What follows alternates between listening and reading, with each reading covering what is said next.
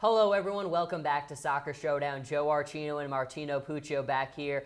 And the greatest competition in all of sports is back, and that is the UEFA Champions League. I don't want to waste much time because we have a lot to get to, but the group stage of the Champions League is back. We've seen a glimpse of almost everyone now.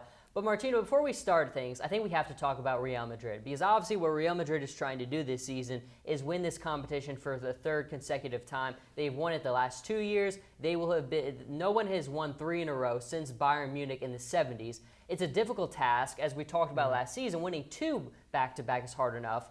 Do you think Real Madrid is the favorites to win the Champions League this season? If not them, who do you think it should be?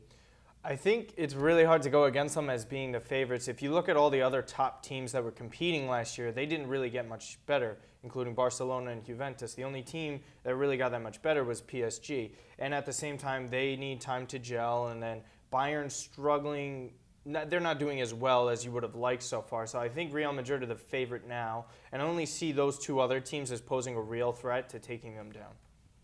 I think obviously, when we now look at some of the results that we had from the group stage so far, there were some monster ones. Barcelona 3-0 over Juventus. Neymar's debut for PSG could not have gone better. 5-0 over Celtic.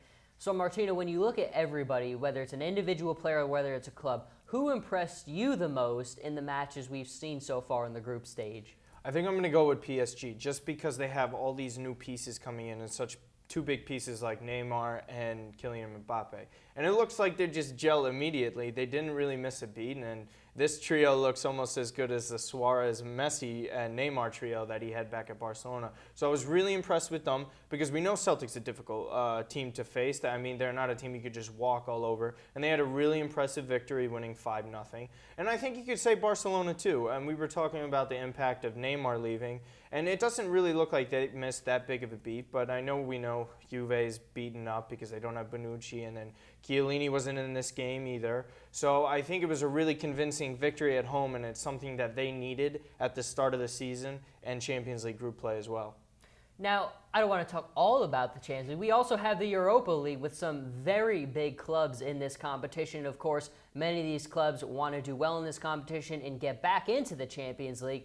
So, Martino, I think we look at some of the major clubs in this competition, clubs like AC Milan, clubs like Arsenal, vying to win and hold up the trophy at the end of it when it's all said and done. Who do you think has the best chance to win the Europa League? Dun, dun, dun, dun. Oh, what a surprise here. I'm picking Milan based off of the teams that are in the Europa League right now. I think that all the purchases that they made, they have the highest of quality out of anyone in the Europa League. They have Champions League quality. It's just the fact that this team just started playing together this year, and we'll see what happens. They had a difficult result on the weekend in Lazio, but Vincenzo Montella made 7 changes as of today's lineup, and they ended up winning 5-1 on the road, which was a very convincing victory. So they're off to a great start. As far as Arsenal, I think they really need to make wholesale changes as in culture in the club. I mean, we talk about it all the time with Arsene Wenger and how they really need to change the dynamic in that locker room and get more quality players in there. So who knows what might happen, because in January they might have to sell Alexis Sanchez instead of letting him walk for free. So I think those 2 are the main ones in here, but I think Milan's definitely a step ahead to win the tournament.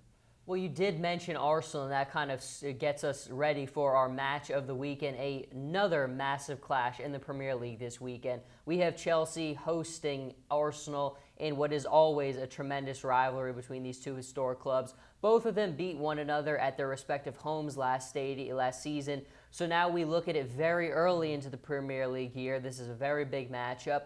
Martino, we've talked a lot about the struggles of Arsenal. We've talked about Chelsea kind of getting back on the right foot. Certainly, they had a monster debut in the Champions League, winning 6-0. So now we look at this game, the momentum both these clubs are carrying into it. Who do you have winning this weekend? Oh, I think this one's fairly easy. I'm going to go with Chelsea here, and it's not to say that Arsenal is not going to put up a good fight. I think sometimes when you play against better competition, you do play better as a result. But they did have that embarrassing defeat against Liverpool 4-0. Although the lineup and formation was a bit odd. You have Chelsea coming in, they're riding high. They had a very good result against Spurs earlier this season. I think a lot more people are down on them just because they're playing in Champions League last year as opposed to last season when they didn't really have many competitions to participate in. So I'm going to go with Chelsea here. I think Arsenal's really struggling as of late, and I think Chelsea's riding high, so I'm going to buy stock in Chelsea. The UEFA Champions League is back. Europa League is in action in a massive weekend in the Premier League. It's a good time to be a fan of soccer. Well, everyone, that is going to do it for this episode of Soccer Showdown. As always, thank you for listening. Joe Archino and Martino Puccio here. We'll catch everybody in the next episode.